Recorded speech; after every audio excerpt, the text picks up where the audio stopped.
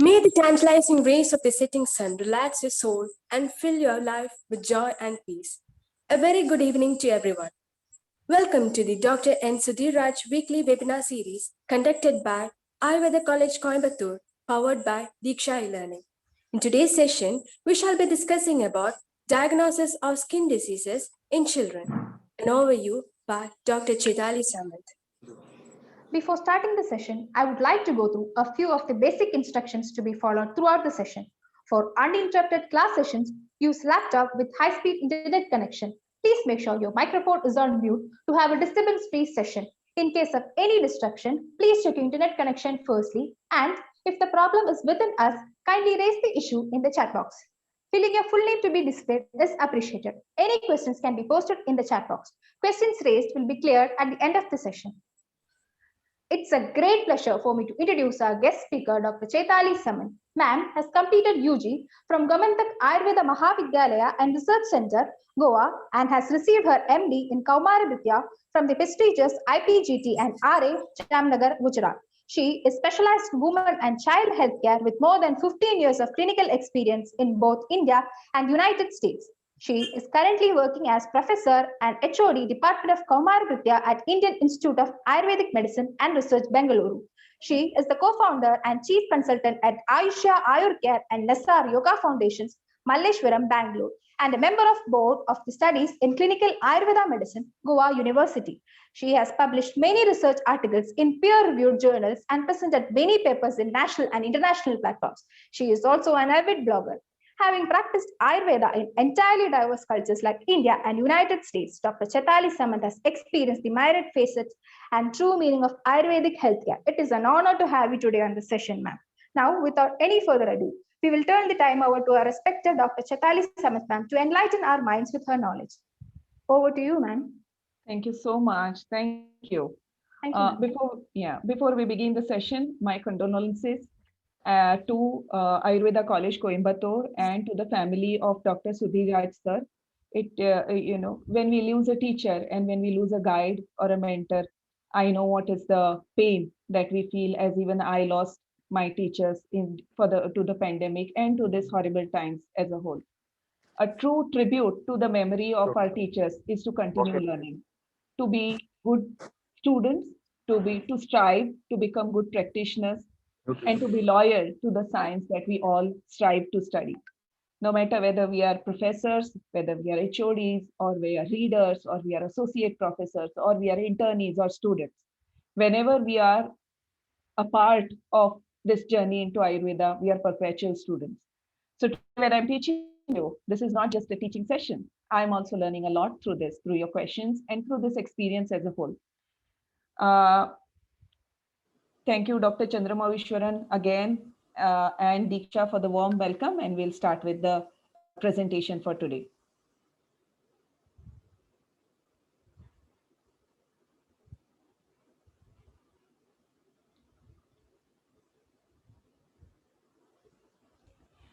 Is the screen visible? Yes, ma'am. Yes. Okay. So why do skin diseases form such a unique part of pediatric practice or general practice as a whole in Ayurveda or any medicine?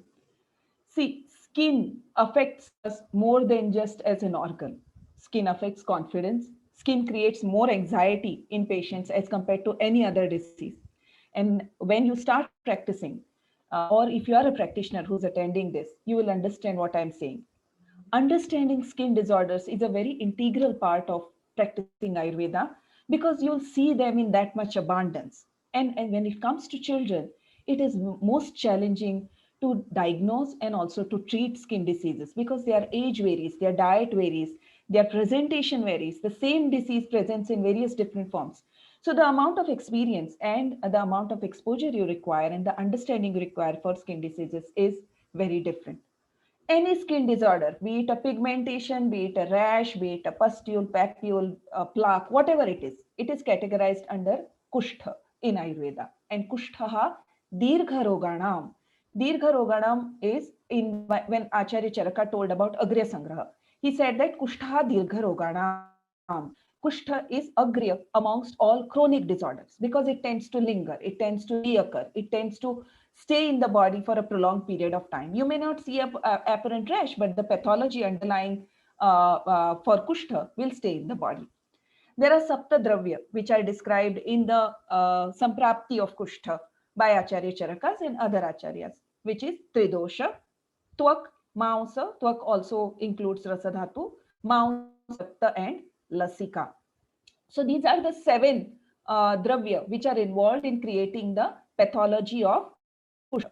Now, if you see how Acharya Charaka has described Kushta in Charak Samhita, it has been described after Prameha as a disease. There is always a logic behind why Acharyas have placed certain diseases in certain order, why they have placed certain symptoms in certain order. Or when they say dravya guna and qualities of dravya or qualities of anna varga, there is a order in which they are described. It is not a random order. There is always a logic to it. For example, in this case, in case of Prameha, the basic Vaigunya which happens inside the body in terms of Samprapti is Dhatu Shaithilya. The Meda Dhatu attains more Dravatva and causes Shaithilya of Dhatu. And the same Dhatu Shaithilya is also observed in Kushtha. Hence, Kushtha as a disease has been placed after Prameha. Now, I will come to it as to how we can understand Dhatu Shaithilya. I don't want to compare Ayurveda concepts to modern physiology or pathophysiology directly, but it's very interesting when we can understand it in that light. So I will explain how Dhatu Shaithilya occurs or how we can understand Dhatu Shaithilya later.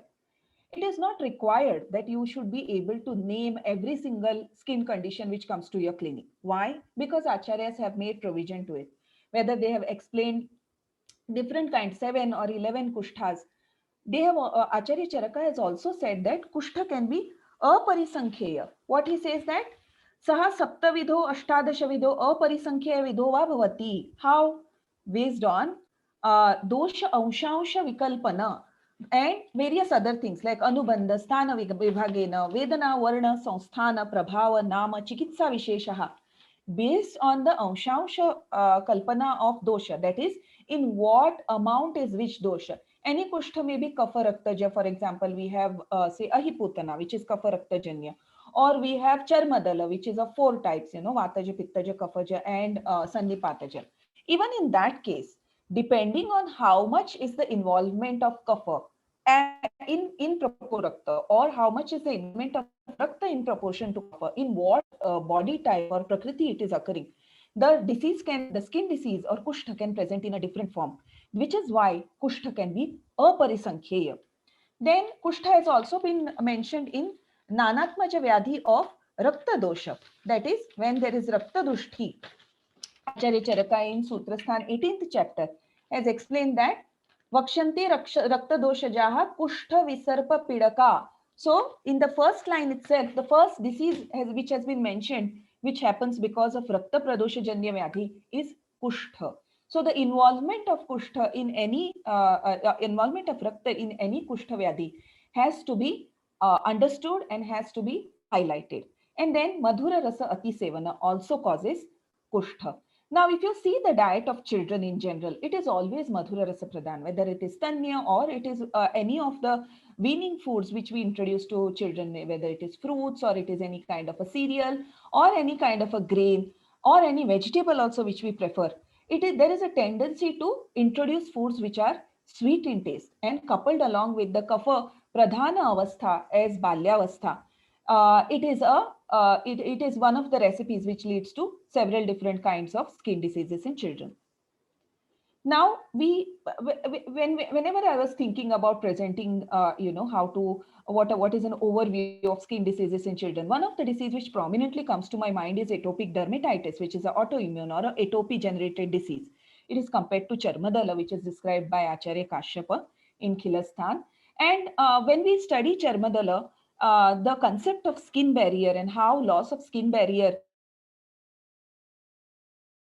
in children with disorders is very interesting. Of course, I'll be also touching base with other infectious diseases and harmless conditions, skin-related conditions which occur in children as well. But this is a very interesting fact. So if you see the structure of the skin, whether it is stratum corneum, which gets sloughed off, constantly, or it is the epidermis, or the most deep-seated layer, which is the dermis. We have various barriers, which is the microbiome barrier. Then you have the chemical barrier, which is formed by the antimicrobial peptides, the low pH of the skin, various skin lipids, and the natural moisturizing factors on the skin, etc. Then you have the physical skin barrier and the immune barrier, which contains all our immune response related cells. Now, whenever we have a disease, especially a atopy disease, if we have to understand Dhatu Shaitilya, you can see that there is a physical disruption of skin barrier, which happens in cases of any kind of atopy, where you see that the cells which were compactly placed earlier get spaced out, and there are gaps which form in that, the moisture leaks through, and then there is a disease. So when we try and understand, maybe it happens in other diseases as well. So when we understand Dhatu Shaitilya, which leads to Kushtha, any kind of a Kushtha, this is a very important and essential concept which we need to understand. For example, the proteins which are related to keeping the skin intact, like filaggrin, and we have various other proteins which can be compared to Mamsa Dhatu, probably because Mamsa Dhatu is not just muscular tissue, it is also the proteins which circulate inside our body, which are related to giving stability to the body. And in this way, we can understand, of course, this is a topic in itself to discuss, where we are trying to understand Samprapti of Kushtha and how it applies to Saptadravya. But I just wanted to give an introduction. Now, if we have to come to Hetu of any skin disease in children, then depending on the age, the Hetu change. For example, in Kshirapa and Kshiranada, Dushta Stanyajanya Vyadhi, for example, Charmadala, is one of the major features. So Dushta Stanya has to be paid attention to. See, our approach to pediatrics has to start from Stanya Dushti, especially in Kshirapa and Kshiranada who are on breastfeeding. So in such children, in clinical practice, there is a very clear-cut association of maternal dosha dushti affecting the stanya, and that stanya in turn affecting doshas within the body of the child. There's a very clear-cut connection if we understand it in details. Then we have grahajanya vyadhi, for example, Shakuni graha is associated with major vispota and spota, paka, etc., which are seen. And Shakuni graha, many people compare it to impetigo, which is a bacterial infection in children. But if you see the characteristics, that like it causes mukha paka and all, some of its characteristic match with, say, herpes simplex infection, and some of the characteristics match with autoimmune condition like pemphigus vulgaris and pemphigus buloid. So that also can be understood. Then Ashuchijanya, that is lack of proper hygiene, also cause various diseases. We have Ahiputana, which has been mentioned which is caused due to Ashuchi. And even in Charmadala, Acharya Kashyapa has mentioned that lack of proper hygiene and proper lifestyle in terms of not having softer beddings and rough handling of the child, and handling of the child with unclean hands or general Ashuchi leads to Charmadala. Then Dantodbhedajanya Charmadala has also been mentioned in the Bhedajanya Vyadhi. Now, this is very interesting when it comes to clinical practice. And then we have another very unique condition which is related to Hetu, which is Jantukadita.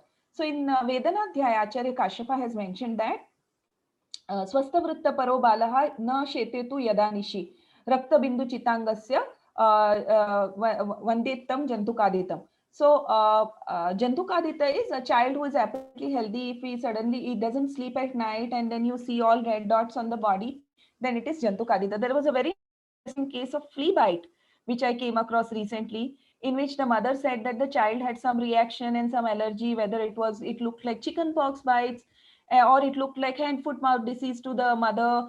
I mean, when she sent me pictures while we were doing teleconsultation, it looked like it. And then I curiously asked her, did anything bite? Do you have any dogs around? Do you have any bats? Or do you have any pets in the house? She said no. And then she messaged me back after some time saying that she had noticed some bugs in the house. And when I sent back her pictures of a flea, she said, yes, this is there in the house. And the bites were caused due to fleas. So Jantukadita or bites, a very important concept, which can misguide us diagnosing skin conditions. Now, in another children, of course, ahara pramadajanya, that is, having wrong type of dietetics can cause vicharshika. Now, with the advent of, globalization and modernization, children have much better access to takeout foods. And the way food is promoted is you should eat whatever you feel like, whenever you feel like. So the dietetics which are proposed by Ayurveda, the dietetics which are promoted by Ayurveda are not followed even in children. So ahara pramadajanya vicharchika or atopic dermatitis is also very common in children. Then krimi should never be forgotten when we are studying about skin conditions, and it forms a very major aspect of skin treatment of skin disorders in children, be it any. You can understand it as gross level in terms of mites and bugs. For example, scabies is formed by a scabies mite, which is a krimi, or ringworm is formed by a fungus, which is a living organism, again a krimi. Or you can understand it in terms of gut microbiota, that the krimi which are present in the stomach, which should be present in a healthy form, and it should aid digestion and aid the body's functions, they go rogue, and wrong type of microbiota take place instead of those which help us, and then trigger various diseases. And the gut connection of various conditions, especially autoimmune disorders, is very well known. And such condition, not just in skin, also in autism spectrum disorders and in conditions like ADHD, the connection of gut is much, much valued and appreciated now that it requires attention. Then Graha Vyadhi also can cause diseases. Of course, this is debatable. But if we try and understand with an open mind, then yes, Graha Vyadhi also cause diseases in children. And then Jantukadita. Now, skin diseases during childhood can be broadly classified as infectious diseases, which are either acute or chronic. For example, hand, foot, mouth disease, or you have impetigo, which are infectious. Then you have atopic disorders, for example, atopic dermatitis, which can be compared to Charmadala or Vicharchika in certain cases. Then you have autoimmune conditions like psoriasis or pemphigus. Pemphigus in children is rare, I understand, but yes, there are, it might be rare, but you do get to see cases of pemphigus vulgaris in children, unhealing mouth ulcers in children, chronic mouth ulcers, aphthous ulcers of the mouth, and you can consider pemphigus as a diagnosis. Then congenital conditions, for example, ichthyosis vulgaris, which causes extremely rough and cracked skin, and nutritional deficiencies such as pheroderma, which is seen in chronic and acute deficiency of vitamin A. So these are types and this and many other categories, but on a broader level, at clinical setting, we'll see these categories of skin diseases in children. Harmless conditions, conditions which do have a diagnosis, but they are self-resolving, self-limiting, and they resolve by themselves. I hope I am audible, right?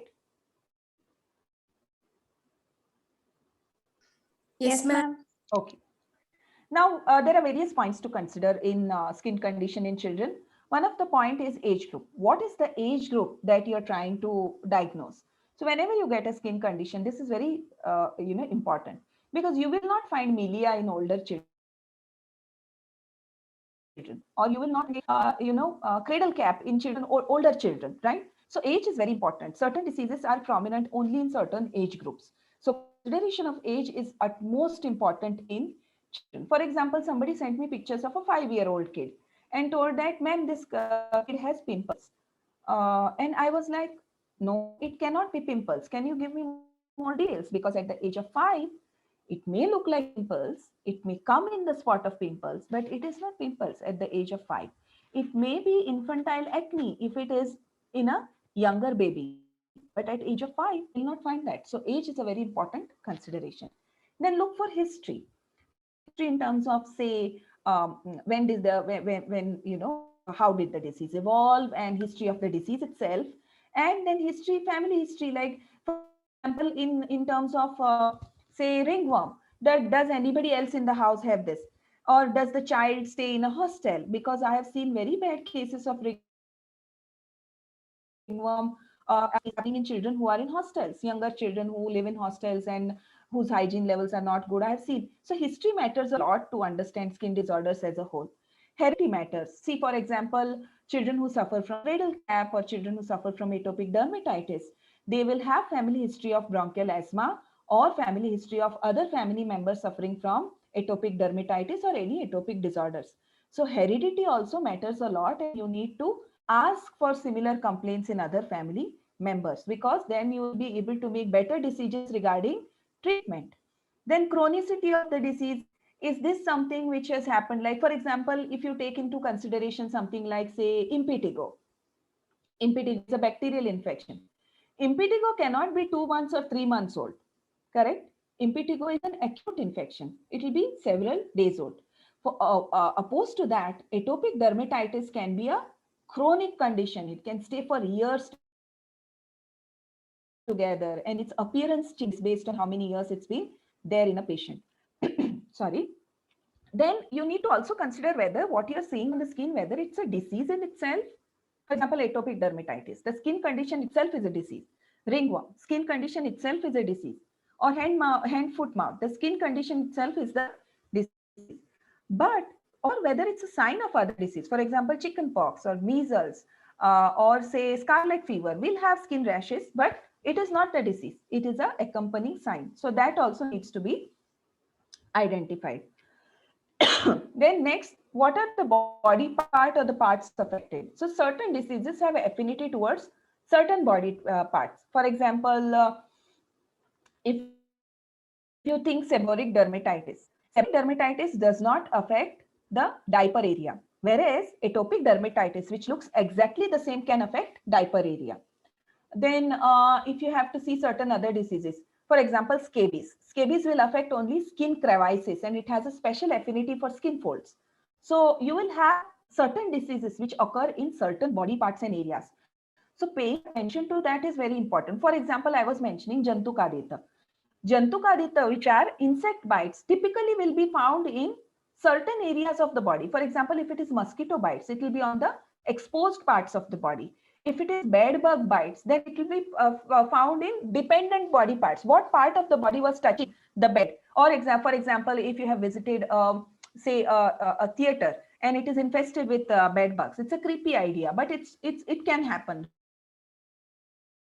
right? Or you're traveling in a bus to place infested with bed bugs. You will find that bites are only on the armrest parts or on your back or on your neck, which is in contact with the seat or wherever it was harboring the bed bugs. So body parts or part affected also gives so much information about what condition could be, because certain condition have only a tendency to come around the mouth. For example, a drool rash which is formed with saliva, correct, in children who have just started teething, that 5 and 6 month period when they start drooling a lot, and the saliva touches, and the enzymes in saliva kind of cause irritation and inflammation of the skin. So that will be found only in this portion and portion of the neck and chest. Whereas in hand, foot, mouth disease, it affects the buttocks, the sole of the foot, so the palms, extremities, and mouth.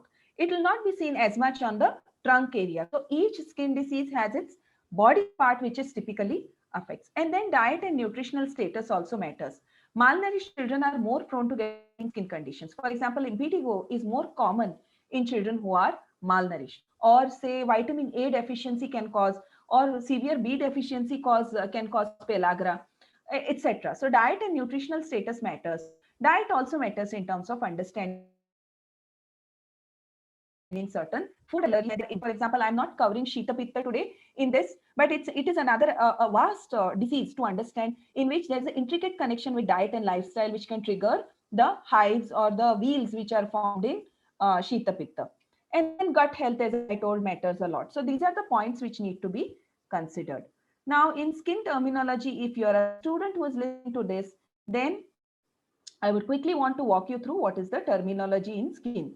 So we have first, which is a macule. A macule cannot be felt. So if you close your eyes and try to touch a macule, you can feel nothing, because it is at the level of the skin. For example, if you see a freckle or a pigmentation on the skin, which is not raised, then it's or any red dot on the skin which is not raised but still present, that is a macule. Then you have papule, which is a solid elevation less than 0.5 centimeters in diameter. Then you have a nodule, which is a, excuse me, then we have a nodule, which is a 0.5 to 1 centimeter diameter. It is solid elevation and it extends deeper into the dermis, here, which is a solid mass larger than 1 centimeter. Then you have a plaque, which is a elevated surface found on skin or mucous membrane. For example, oral thrush, and you have plaques also in impetigo. Then you have a wheal, which is seen in Shita Pitta. Typically, it is a type of a plaque and it is a transient edema of the dermis. Then you have vesicle, which is a small blister fluid within or under the epidermis. You will see a lot of blisters in cases of, say, bullous impetigo, or in you can also see blisters in chickenpox, and also in herpes zoster. Then you have bulla, which is a large water-filled boil. Bulla can be seen in a bullous variety of impetigo. It can be seen in bullous pemphigoid. Then you can see bullae also in herpes zoster and in cases of burns. Then you'll see pustule, which is a vesicle filled with pus, for example, acne, or you have, various other conditions which will be characterized. You have other things like, you have, say, for example, a crust and a fissure, an ulcer, a scar, and all this terminology is very important to understand, because not only does it's not just about the terminology. It also helps you to diagnose the condition better when you understand what you are looking at. Your brain will be only able to identify, your eyes will be able to identify what your brain knows. This is very critical in skin conditions. Now you may see today's presentation at once and you may not, it's not possible.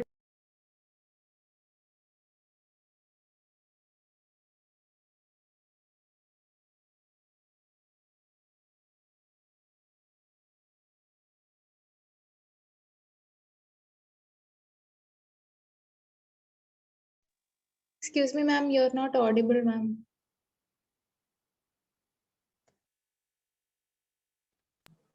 Okay. Yes, ma'am. Yeah. Thank you. So it's not possible to understand skin diseases at one go. You need to see things over and over again. Your eyes will be able to see, only your brain knows, and this is so true in cases of skin. So when I was a student, I would I had cultivated a habit because of my teachers. So they had told once that if you want to diagnose skin conditions successfully, you need to look at the pictures every single day. You may not see all the cases at once in your clinic, right? During your course of MD or during your course of BMS. So how do you make a mental habit of identifying skin condition? You look at the good pictures, good resolution pictures every single day at the same time of the day, to make a mental habit of identifying the condition, or at least having a suspicion in your mind that it could be this. As students, we have a natural tendency to gravitate towards more serious conditions, rare conditions, and rare syndromes. When it comes to clinical practice, you need to know the most common things. You may find things which are 1 in 1 lakh, 1 in 10 lakh incidents. You may find it once in your lifetime, but I'm not saying you won't find it, but it's more important to know the more commoner things when it comes to skin. So first thing we will start with is, we will start with the the simplest things first, the harmless neonatal acne, or or it is called cephalic pustulosis first, which is a harmless condition. It's a self-limiting condition which is seen in children, and we will start with the harmless things first, which are commonly seen in newborns. So the age at which it develops is 2 weeks to less than 6 weeks. It can last for a few months, but the age at which it develops is this. The presentation is papules or pustules on the forehead, as you can see, on the eyelids, on the cheeks, chin, with slight erythema. Erythema is redness around the pustule. The incidence is 20% of all newborns will have this. And then there are several theories to this. So there is one theory that it is because of a response to, say, maternal it is a hormonal hormones, or it could be an inflammatory response to the saprophytic yeast, which is called as Malassezia. Then if you see the appearance, if you understand the general lakshan of Kushtha, you can make out that because of the redness and the pus, there is definitely of involvement of Pitta Kapha, and the hetu could be Pitta Kaphaja Stanya Dushti in this. So this is a case of infantile neonatal acne. Then next, we will see is harmless condition, which is melia.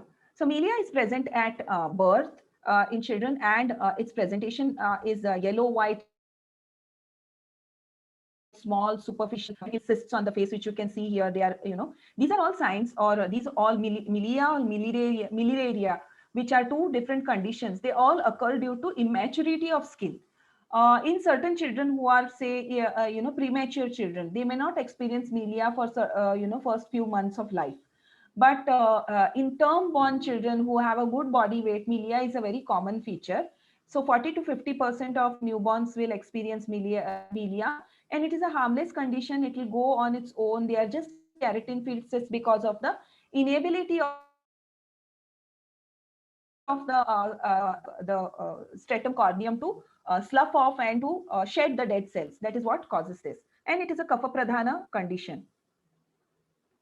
Next, we have cradle cap or infantile seborrheic dermatitis or pityriasis capitis as it is called. There are different names.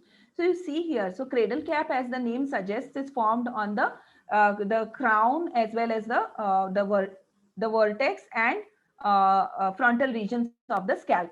And you will see that it's a thick, greasy, non-inflammatory plaques. Non-inflammatory means you will not see an inflammatory margin around the plaque itself, unless there is a secondary infection.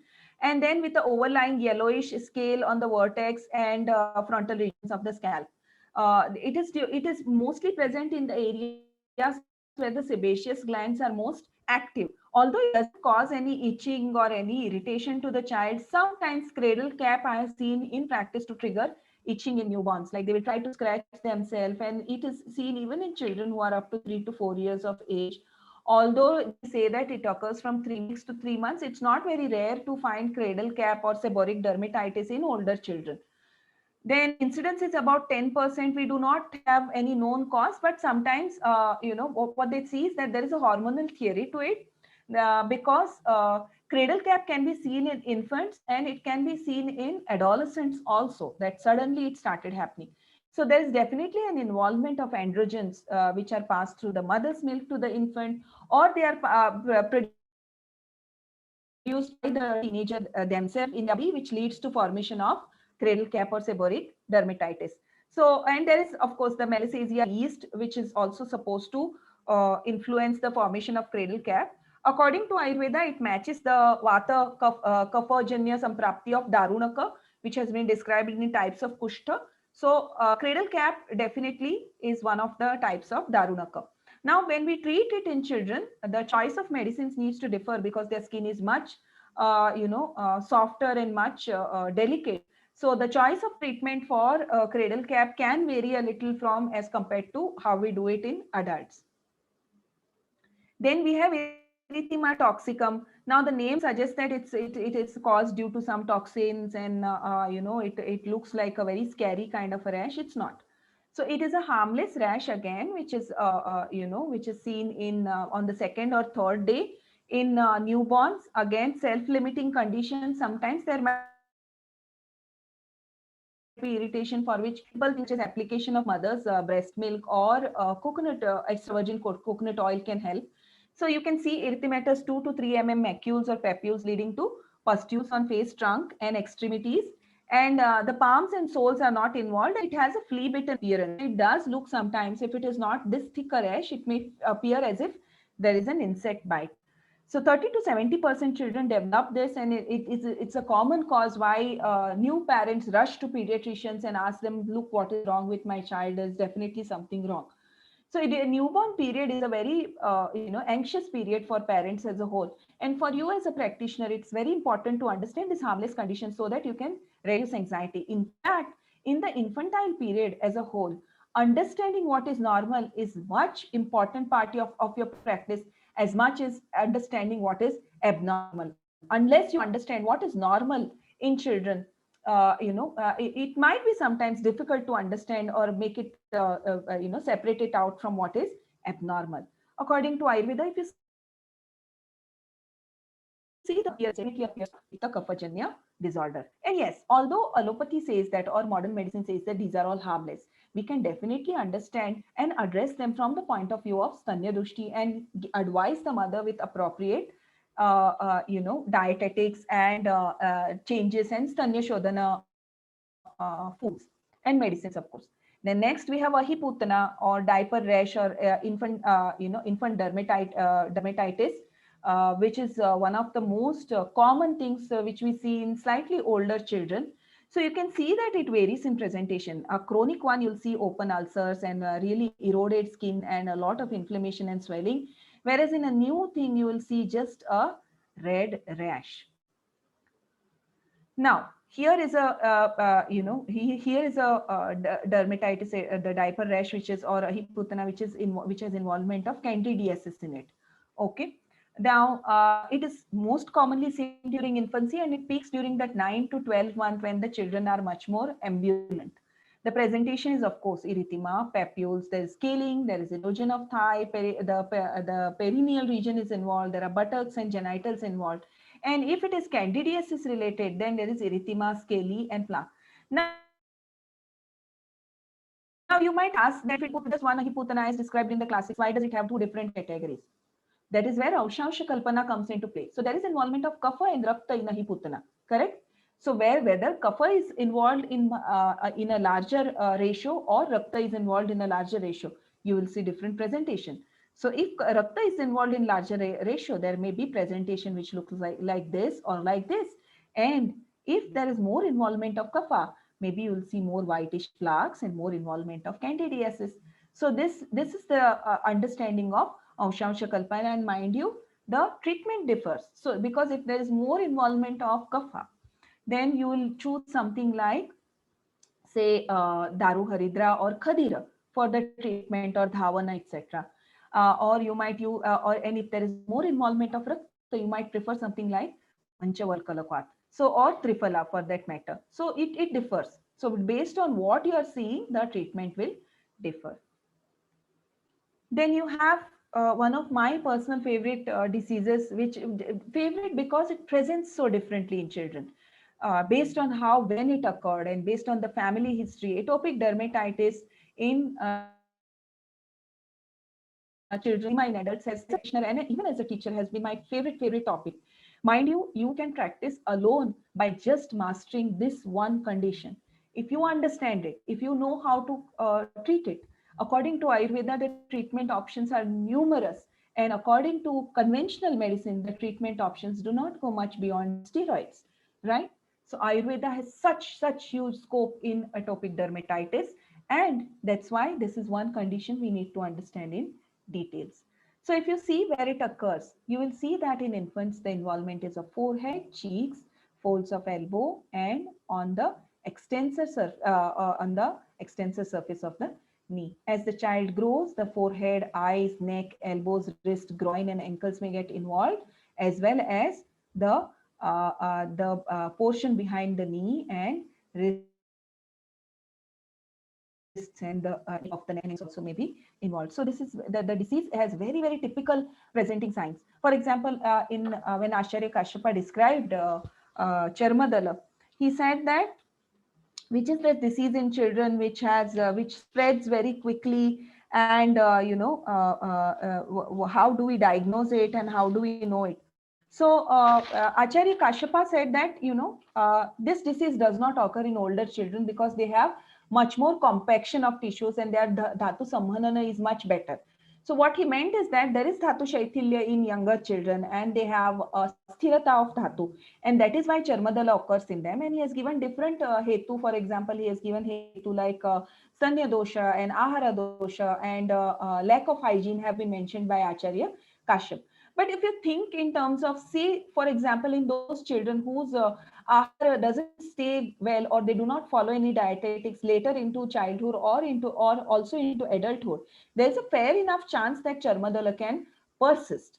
So then Lakshana is, according to Acharya Kashyapa, it occurs on face, neck, extremities, perineal region, sacral region, and joint, which is where the description of atopic dermatitis. It's Bhedar Vatika, Paiktika, Shleshmika, and Sannipatika. And very curiously enough, Acharya Kashyapa has mentioned disturbance of gut and different variants of Atisara along with each type of Charmadala, which is very interesting to understand, and affirmation of the fact that all diseases start from the gut. So the gut has to be the Agni has to be paid attention to no matter what skin disease you are treating. And then chikitsa and dosha vayo anusara chikitsa. There are several stanalepas and parishekas and lepas which are mentioned. I'm not going to go into chikitsa, rather into diagnosis. So when we try and diagnose atopic dermatitis, there are several diagnostic criteria which are suggested by Weiss and Sulzberger, which are still followed. For example, family history of atopic diseases, as I had mentioned before. It is always preceded by infantile eczema if we are trying to diagnose it in adults. Then localization to cubital and popliteal fossas on face, on eyelids, anterior thorax. Then you have presence of gray to brownish skin, that is lichenification may be present in, especially when we see it in older children and in adolescents. Then instability or irritability of vasomotor nerves. There's constant itching and irritation. There's absence of any clinical or histological vesicles, which indicates an acute infection. Then, patch test with irritating contact substances are negative, and instant positive wheel reaction against many scratch and intradermal tests. So any allergy tests, many of the allergy tests might come positive, and presence of much serum regain. So you inflammation do tests for them. Then Hannifin and Rajka criteria for atopic dermatitis considers two criteria, major and minor, to diagnose atopic dermatitis. One is presence of pruritus, typical morphology and distribution, which is facial and extensor involvement in young infants and young children, chronic relapse in dermatitis, and the minor criteria xerosis, that is dryness of skin, lichenification of skin, early age of onset, and elevated total serum Ig, which is found in all atopic conditions, be it asthma or be it allergic rhinitis or be it atopic dermatitis. Then you have acute form of atopic dermatitis when it is observed in a new area, or when you try and see a newly occurring atopic dermatitis, there might be some vesicles which will be present with erythema, and you will not find much xerosis or any skin lichenification. Whereas if you see a chronic atopic dermatitis, because of the intense itching which increases around the night time, there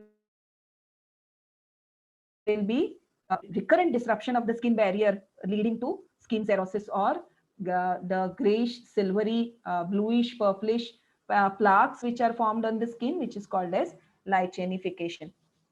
Now, many a times seborrheic dermatitis and atopic dermatitis can look similar, but one of the major points which differs the two is seborrheic dermatitis doesn't present with intense pruritus or itching, whereas atopic dermatitis is always presented. The most distressing symptom, or the most distressing symptom which a patient or a parent describes, has to be considered, and that intervention should be towards reducing. In this case, it is itching. If you reduce the itching, then your treatment is half complete. Then you have infectious conditions. I have intentionally limited how many conditions I want to address. One, because of the limitation of time, and two, because I wanted to pick up those which are most commonly seen in pediatric practice setting. One is the hand, foot, mouth disease. Okay. So the hand, foot, mouth disease, if you see here, is most commonly seen in children of school-going age. It is also seen in younger children, but you'll always find this in children of school-going age. It is a very infectious disease and often spreads from skin to skin contact. That is, or from soil fomites, like sharing water bottles or sharing tiffins or sharing napkins or towels. So it can spread very fast, and it is very commonly seen in school-going children. It is also called as the Coxsackie disease because it is caused due to the Coxsackie virus. Then it will affect the palms, it will affect the sole of the foot, it will affect the mouth. There will be aphthous ulcers in the mouth, and it will also affect the buttock area. And extremities, the distal extremities may be affected. So you'll see that there is a macular and a papular rash. Okay, sometimes pustular rash which happens there. It has flat and raised red spots, sometimes filled with blisters, and usually occurs on hand, feet, and buttocks. Now, this can be a very painful condition. There can be considerable itching, and it can also be accompanied by signs of cough, cold in children, and general malaise and fever can also be present in this. And this disease also responds beautifully to Ayurveda treatments. Then if you see the appearance, it is a Kapha Raktajanya or Kapha Pittajanya Vyadhi because of its appearance. Then next one is molluscum contagiosum. Now many a times it is treated that this is a harmless condition, it is conditionally treated because it creates cosmetic challenges. No, it doesn't. It doesn't disappear that easily. Many a times molluscum is only seen in 2 to 5 years children, but what according to my experience in clinic, I've seen it in adults as well.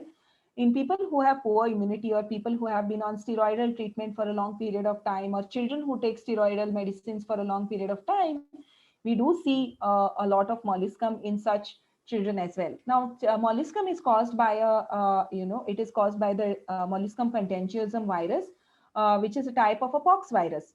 And,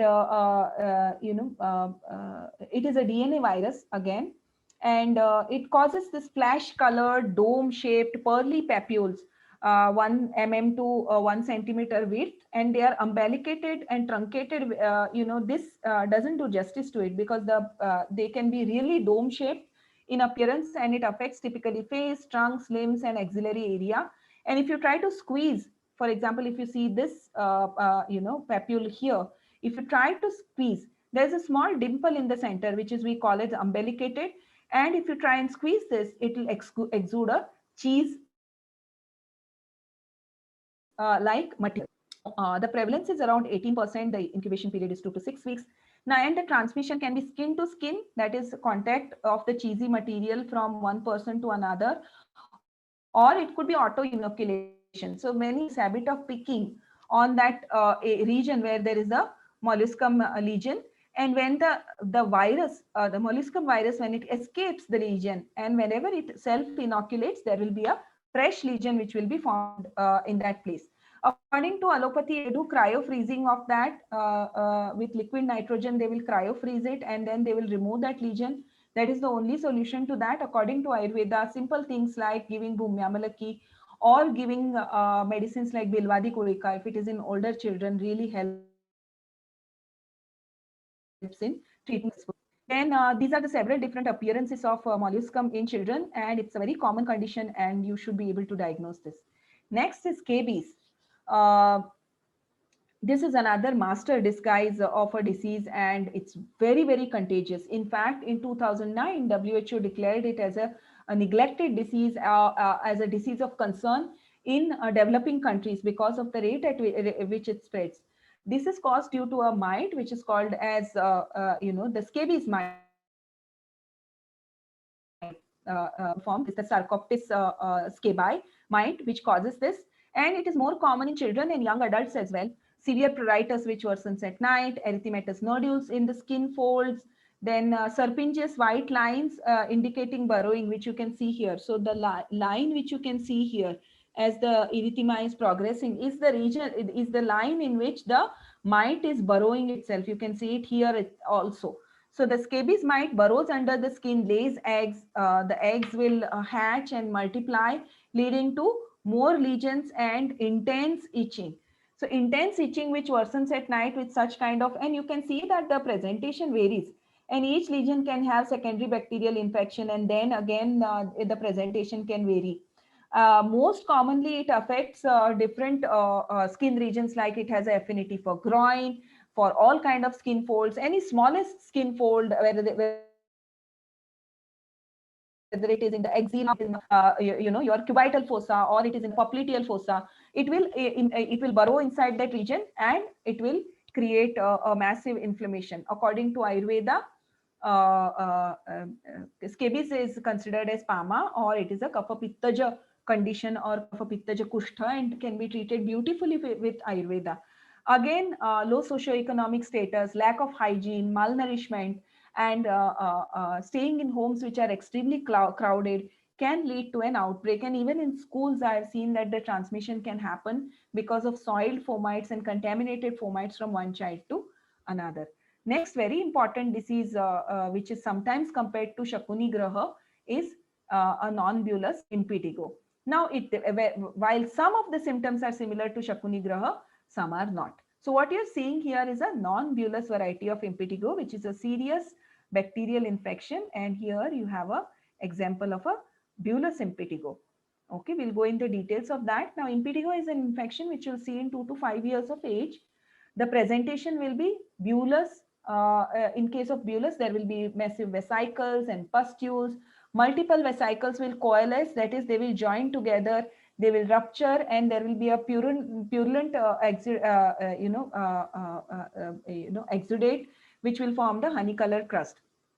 And then in the other variety, there will be smaller vesicles which will form flaccid bullae, and they do not have the honey colored crust. Sorry, I've made a mistake here. Okay, so in the non-bullous, there will be a crust formation, whereas in the bullous, there will be no honey colored crust formation, which is typical. So if you see the bullous impetigo here, there is no honey colored crust formation here. Okay, so you can see a lot of vesicles which are burst and lot of bullae, flat bullae. Bullae means they are not very taut. So they are very flat, as if it's a bag filled of water placed on the floor, you know. And in non-bullous impetigo, you'll see a lot of honey color crusting. I have typically seen it under the nose. For example, if this increases, then it can form a massive crust formation, which can almost look like an additional growth on top of the lip. Now, the causative organisms are Staphylococcus aureus, or you have the group A beta hemolytic streptococcus, which are also responsible for this. Now, the thing in impetigo is that several different things like malnutrition and belonging to a low socioeconomic status, or having other conditions which can rupture the skin barrier or disrupt the skin barrier and lead to this, can also be seen in impetigo. For example, if there is an insect bite which doesn't heal properly and the child keeps scratching at it, can have a secondary infection with Staphylococcus aureus or GABHS and lead to formation of impetigo. Or it can also be seen in burn cases, or it can be seen in case of other inflammatory conditions, which, for example, in cases of herpes zoster, while it is healing, it can be superseded by impetigo. So this is also another very important disease. Now, the transmission can be primary, that is, in a skin disease where there was no other skin, condition or skin lesion, got infected with Staphylococcus aureus or the GABHS and led to development of impetigo. That is a primary transmission. And in a secondary transmission, it means that there was a disease which had led to disruption of the skin barrier, and that caused the infection and led to impetigo. If you see the presentation of impetigo, it is definitely a Tridoshajanya Kushtha due to its presentation. Now you next have ringworm. Now most of us will know what a ringworm looks like, and it's itchy. But what you might not know is that ringworm also looks like another type of eczema, which is called as nummular eczema, which you see. If you look, typically if you look at both, you can't even tell them apart, can you? Now, how do you tell it apart?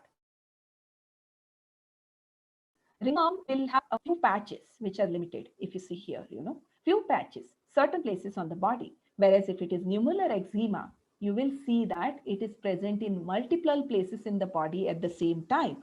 And that the itching is much severe in cases of nummular eczema as compared to ringworm. Also, nummular eczema can present with a lot of variations in colors of the different plaques that you will see here. Whereas in cases of ringworm, that is not there. Most of the plaques will have same kind of an appearance. Now, another very uncommon, yet something I wanted to you to know today is meningococcal meningitis rash. Now, what you see here is a Blanche test, what is done to differentiate meningococcal rash from other types of skin conditions, for example, those related to SLE and other conditions. So meningococcal rash can be abrupt and it is extremely infectious. That's why whenever you are in a ward looking at such rashes, you should be very careful about it. And that's the only reason why I included it in today's presentation, despite of it being a little uncommon. The Blanche test is a test to tell apart the rash of meningococcal meningitis. Then towards the end of this presentation, of course, we should not forget nutritional deficiencies, especially triggered by vitamin A. You will find different kinds of pyrnoderma in Indian children who can have severe vitamin A deficiency. So you will see it like toad. It is also called as a toad skin. So you will see different raised, horny kind of patches, rash on the skin. If you touch it, it appears like sandpaper, and it is typically seen on the extensor surfaces of the joints. It can be present on the knee joint. It can be seen on the elbow, as you can see here, because of excess deposition of keratin. Now, if we have to look, although treatment is not in the scope of this presentation today, because that itself can be a presentation, as each disease will require a different kind of approach, still I wanted to give an overview of how we decide how to treat different skin conditions. So I'll quickly walk you through this. So Kshirapa children who are exclusively on breastfeeding, infants basically, the mother, if she's breastfeeding, and the child, both need to be treated. The mother specifically, you need to understand what could be the Stanya Dushti, and the treatment needs to be given accordingly to the mother. Now, if you are practicing in a clinical setup or in a institutional setup, you can definitely have to decide on whether you can give Shodhan to the mother or not. But definitely Shodhan is a treatment of choice in that case. Then choice of medicines will be based on what is the dosha dushti. Each disease you need to observe and decide what could be the dosha dushti, what is the chronicity of that condition, and what is the most distressing aspect of the disease, and the palatability of medicines. Now, the last two things I want to focus on. Your prescription may be technically very correct, extremely in adherence to the guidelines given in Samhitas. But if your medicine is not palatable to the infant, if it is not palatable to the child, then your treatment is as good as a failure. So palatability of medicine poses the most amount of challenge, I believe, I feel, in pediatric practice. So whatever medicines you decide, it needs to be palatable. It needs to be safe for the child. Also, whenever you're trying to treat a condition, identify what is the most distressing sign or a symptom for which the patients have come to you. For example, if somebody comes to you for atopic dermatitis, you might be treating the autoimmunity, and you might be trying to strengthen the immune system, giving the best medicine possible in Ayurveda for immunity without addressing the itching. That also doesn't call it a successful practice. So in that case also, you need to pay attention to what is the most bothering sign and how to give relief towards that. Dietary modification is of utmost importance, so is lifestyle modification. In case of another, medications are mostly given to the child. Consider palatability, again consider practicality. Giving 4 different types of medicines 3 times a day, some kashayas and some things, they work, yes. But if you are giving it to parents who are working parents, if you are giving it to children who stay in a crash or who go to school, consider practicality of the medicine, which is very important skill to acquire as a practitioner.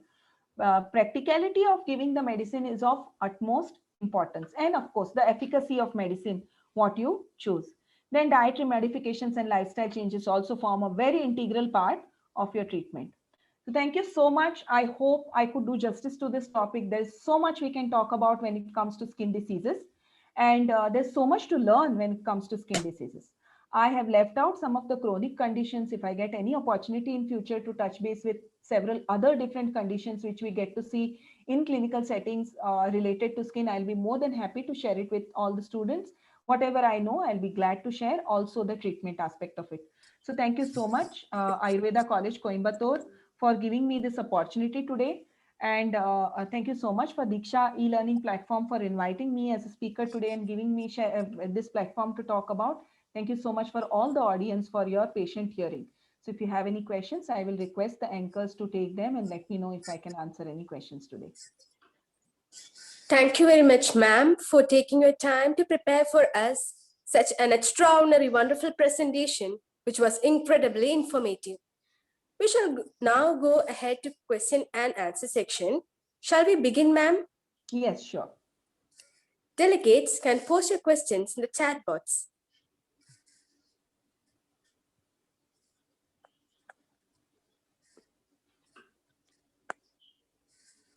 Ma'am? Yes.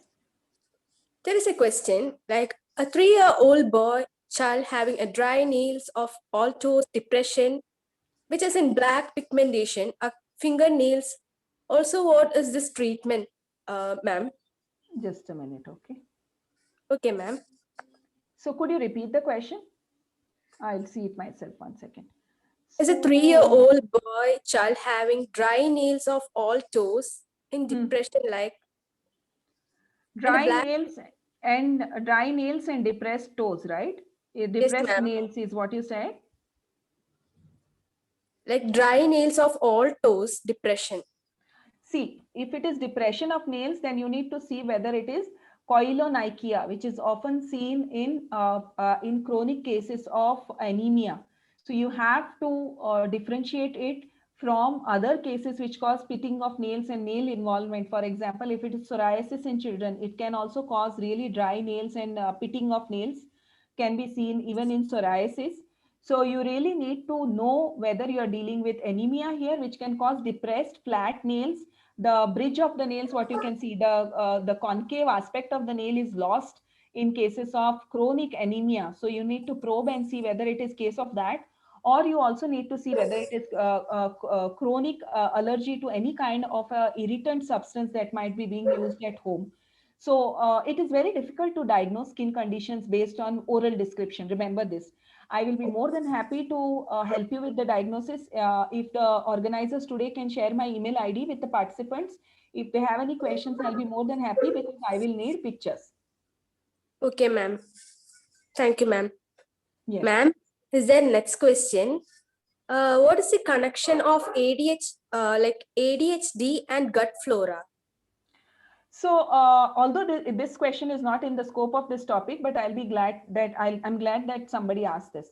Now, ADHD is a condition which is still not very well understood as to what exactly causes it. Sometimes they say that there is a heredity which is responsible for it, or sometimes there are factors which we don't understand largely.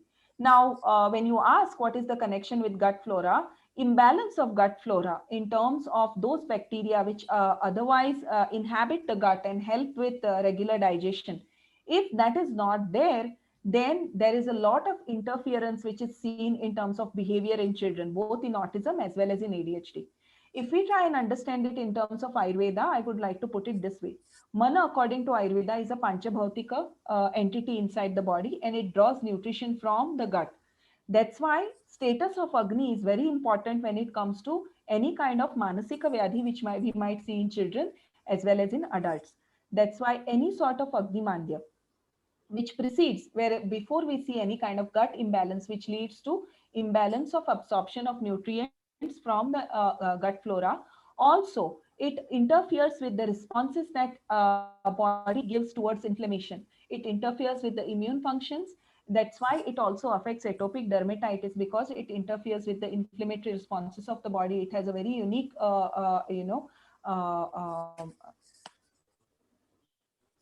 okay, so there is a very unique connection of that also with diseases which are autoimmune conditions.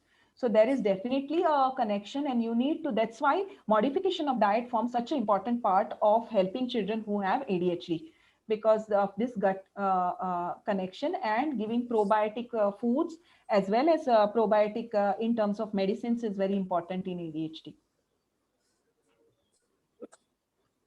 Okay, ma'am. Thank you, ma'am. Ma'am, next question is atopic dermatitis chronic? Is there any complete cure who has been suffering from childhood? I would like to put it this way. Yes, atopic dermatitis can be cured completely. I do have patients in whom I have treated this in adulthood or in their teenage years. But what you need to assure the patients is that if you're treating atopic dermatitis, which is chronic in adolescents or in adults, you need to reassure them that the treatment might take as many months as the amount of years they have suffered it from. Also, your focus needs to be, if you're treating it in adults or adolescents, there is no treating atopic dermatitis without doing a Shodhana. If it is the age group is appropriate, without Shodhana, the treatment is incomplete, and without dietary modification, the treatment is incomplete. For example, I live in Bangalore, so I get cases of atopic dermatitis in adults, and there is a history that they had it in children. We probe all other aspects, right? But there are silent factors which we need to consider as well. For example, Audbhida Lavana or Kshara, because we have hard water over here. or can also cause skin diseases and dhatu shaithilya, as it is described by Acharya Vagbhat. And constant intake of kshara in terms of water for external use, that is bathing, or for internal use in terms of that water being used for cooking food or for drinking purposes, then that can trigger skin diseases as well. So these could be silent factors. So you need to have a very cohesive understanding of all the factors which impact chronic cases of atopic dermatitis. 100% you can treat it permanently. Yes, it is possible. Thank you, ma'am. Our next question is,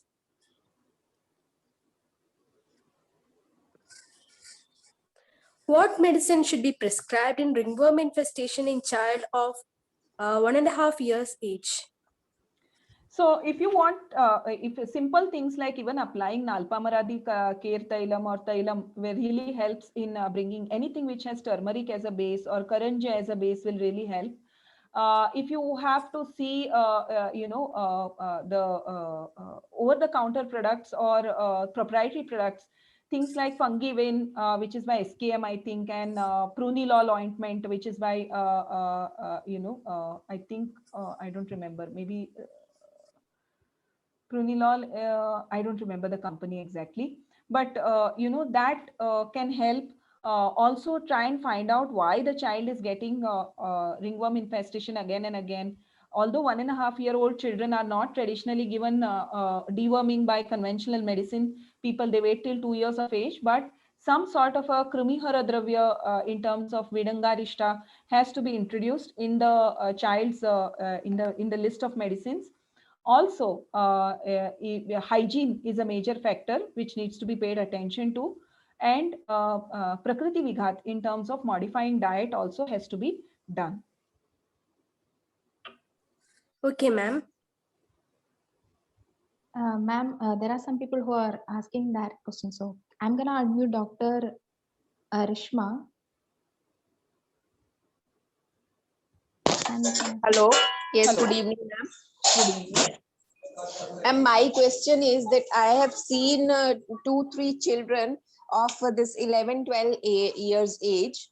The area around the lips, including angles of mouth and the lip line, it remains dry, and usually cracks are also visible in this area. Ma'am, what will be the diagnosis and what will be the line of treatment? So as I said again, I would really love to see pictures, because there could be several different things which are involved in this. If it is just area around the mouth and lips, it could be a sign of some sort of a dermatitis or atopic dermatitis. Also can cause involvement of this region. So that is one. Second thing is it could be angular cheilosis. So if only this area gets cracked and there is a recurrent discoloration here, it could be angular cheilosis, which is a sign of vitamin deficiency again. So I would love to see pictures. If it is children from the same family, we'll also need to explore what is causing that kind of a thing. But different, right? Okay. So I would love to see the pictures, but it could be atopic dermatitis if only, is there itching in those children? No, ma'am. No itching, ma'am. Just the skin very dry around the lip line, and angles of mouth. Cheilosis is visible around on the angles of mouth. Are they vegetarians or do they eat non-vegetarian? Vegetarians, ma'am. Vegetarians. Then consider B12 deficiency. You can give them multivitamin supplement. Yeah, ma'am. I have put, yes. So did they respond? Yeah, ma'am, it gave me the response, but whenever we used to stop giving the supplement or ointments, like they were put on steroids, the condition was so bad. So I have put them on top coat and Cicalia, combination of both. Then okay. Yes, I would like to have more details of it, because looks like there is some sort of a atopy which is at play. If it is a chronic condition which doesn't go away even despite of giving multivitamin supplements, then they need internal medicines to strengthen their immune system for sure. Also, you need to see whether they are on a through and through acidic diet, a diet which is more majorly, grains and, which are mostly acidic in nature, or foods which are acidic in nature. Because skin needs an alkaline to stay hydrated and moisturized. So you will have to look deeper into the diet and see if they need to change their diet to a more alkaline diet, especially if they're vegetarians. Okay, ma'am. Thank you, ma'am. Most welcome.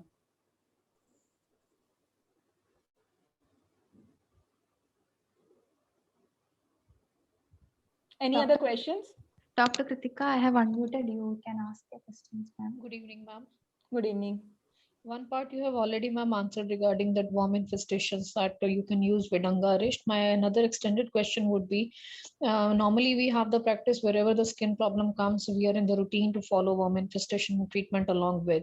Now, my question would be, which age we should interfere? You said 2 years above could be given. Now, next question would be that where that extended period should go. For example, in allopathic, they are giving for 3 days a suspension or one suspension for 1 day instant dose. But in Ayurveda, we have creamy hair syrups, Dhanvantri Pharmacy, or other what you were talking about.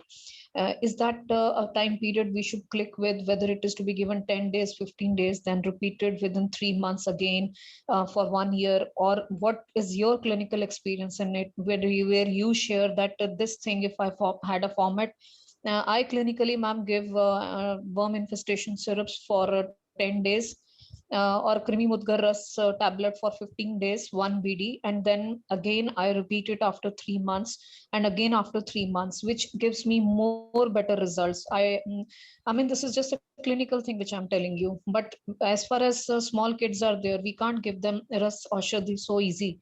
So there, if we start with the syrup formation, is there any format in your clinical experience that would help me?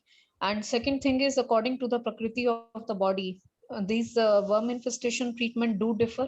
This is my question. Yes, they will definitely differ based on age, at least, if not according to Prakriti in children. They will differ according to what is the condition in which you are dealing, or you are trying to give deworming as a general approach. So if in children you are able to successfully do Krimi the Prakriti Vigat by advising a proper diet, then probably you don't need to give deworming that often. Depending on the age, if the child is under 6 years of age, when you know that the ahar is predominantly Madhura Rasa Pradhan ahar, then once in 3 months is a good, good routine or a good frequency to give deworming. More than syrups, I have seen that although palatability is slightly challenging, Kumaria Sava gives excellent results as compared to Vidanga Rishta. Although palatability is a little challenging, but the effects, if you are really dealing with a bad case of Krimi infestation, whether it is in adult or children, Kumaria Sava gives results which are comparable to albendazole. So if it is a Asava Rishta, depending on what kind of a condition you are dealing with, a 15 days or a month long treatment of BD or OD dosage of Kumari Asava, depending on the age and weight of the child and Agni of the child, would definitely going to help. Krimi Mudgara Rasa or Krimi Kutha Rasa, as you said, because of the Rasa Aushadhi in it, we cannot give it for a long time. That's true. So giving it for 15 days in cases in which you really need, pruritus to come under control or skin condition to come under control is permissible still in children who are above, say, 5 or 6 years of age. We can give Krumikutha Ras. Under 6 years of age, it's a little risky and you should resort to giving Kumaria Sava or giving Vedanga Rishta or trying to give even plain Kampilaka with a little bit of Guda. Kampilaka has Virechana qualities, so giving it with Guda will help to kind of cause mild direction of Krimi. So that is also an option. Other things like Palash can also be given. Okay, ma'am, one thing I would ask you that I read somewhere that Asavarishta contraindicated in the small children less than 7. Only Arvind Asav types you can start with wherever, I mean, broad spectrum. Is there any limit like that? There is, if you see in clinical setup, depends on what dosage you choose for children and what disease you choose. I wouldn't recommend these for generalized usage as a vermicidal medicine for children. However, if you are dealing with skin conditions, then yes, to bring the itching under control, or if you really need an instant kind of a result, then yes, you can use it safely by using a lesser quantity of medicine with higher dilution. Okay, because I'm in a government setup and there are so many patients of scabies. They have taken civil hospital treatment, antifungal for three months. Still, they are not getting any restoration. So from Ayurveda perspective, no doubt, things are very good. But I never tried ever any Asavarisht in small children. So that is a tip of the day from you. Sure. Also, Gandhaka Dhruti might be a very good thing to try Yes. for these good quality Gandhaka Dhruti. It matters, the quality matters in Gandhaka Dhruti. There are not many companies with good quality Gandhaka Dhruti, but if it's of a good quality, it really gives fantastic results in chronic cases of scabies. Okay, ma'am. Thank you. Thank you, Most ma'am. Dr. Mamta, I have unmuted you. Kindly ask your question, ma'am.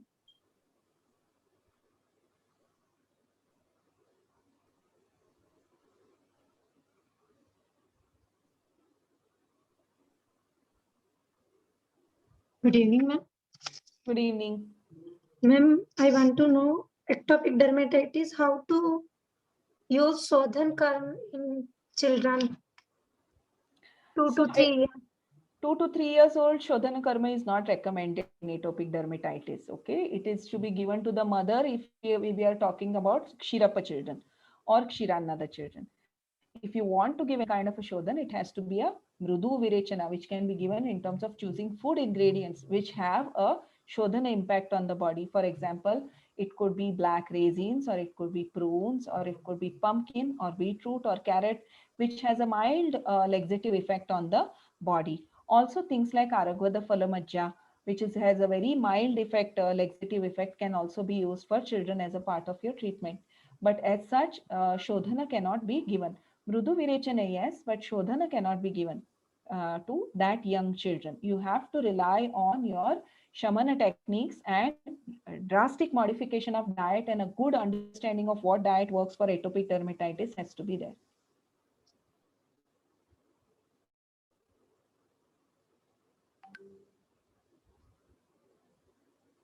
Thank you, ma'am. You're welcome. Ma'am, there are some more questions, ma'am. The question is, what's the treatment for molluscum contagiosum in school-going children? As I had already mentioned in the presentation itself, giving things which help the body's immunity. For example, you have Neurosil syrup, which has Bhumyamalaki in it for a long term. Now, remember that molluscum will not disappear so easily. You can apply Kshara externally. For example, Apamarga Kshara works beautifully in external application. For molluscum, it can be used in clinical setup. If the patients are confident about your capabilities, you can use Apamarga Kshara. It does help. And also using Bilwadi Gulika in slightly older children. If they can swallow a tablet, or if they can handle the taste of Bilwadi Gulika, it works really beautifully in molluscum. Thank you, ma'am. Most welcome. Ma'am, a 3-year-old female child presenting with alopecia, that is a patchy hair loss seen, who has a history of 5 months. What is the treatment, ma'am? How old? What is the age? 3 years, ma'am. 3 years. We'll have to really see. We need more detailed history as to why the alopecia occurred, whether it is alopecia areata or any other variety of alopecia. So this case, I will need more details, and I wouldn't want to suggest off-handed suggestions, because we really need to see what is the reason why it has developed, and it may need long-term treatment, because alopecia does take a long time to respond in children. So I would want more details. You can share my email ID. I'll be more than glad to help. Thank you, ma'am.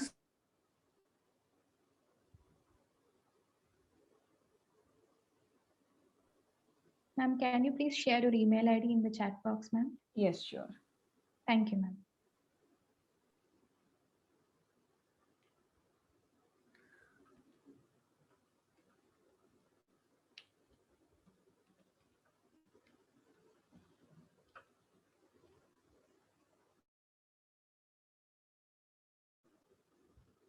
If you're sharing any skin conditions, you have to share pictures which are taken in daylight and not under fluorescent light.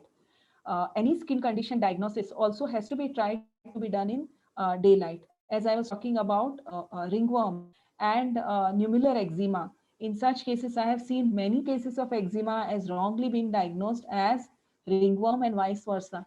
So make sure that whenever you are diagnosing skin conditions, or if you are doing teleconsultations now because of COVID, request your patients to click pictures in daylight, not in bright sun. Not directly standing in the sun, but where there is direct daylight. So, do keep that in mind. It's very difficult to diagnose skin conditions in fluorescent light, as in night and in dim light or anything. So keep that in mind.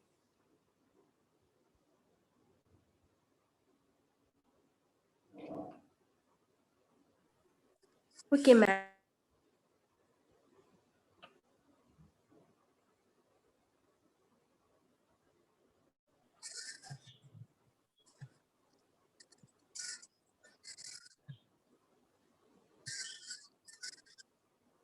Thank you very much, ma'am, for answering all the questions. It was great listening to you.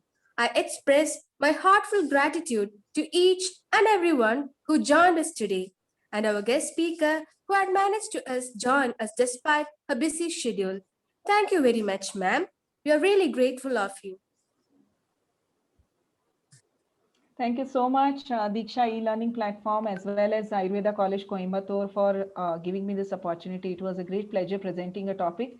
As I said, when we are committed to learning Ayurveda, whether we are professors or readers, or we are lecturers, or we are students or internees, we stay committed towards learning throughout lifetime, and that is the right attitude to have. So, thank you so much for giving me this opportunity, and thank you everybody for a patient listening. Madam, thank you very much, madam. Thank you, sir. It was a wonderful session, and it was very informative, because skin is always, as you said, it can disguise, people, until and then you look into it properly. But it was a wonderful session. And once again, thank you for accepting our invitation, madam. Thank you, sir. Thank you Namaste, so much for madam. the opportunity. Namaste, madam. Thank you. Good night. Good night, sir. Good night. Thank you, ma'am. Thank you. We Are have we come. Yes, tell me. We have come to the end of the session. The next session will be on the topic Examination and Investigation, Obstetrics and Gynecology by Dr. Divya CS on May 26th.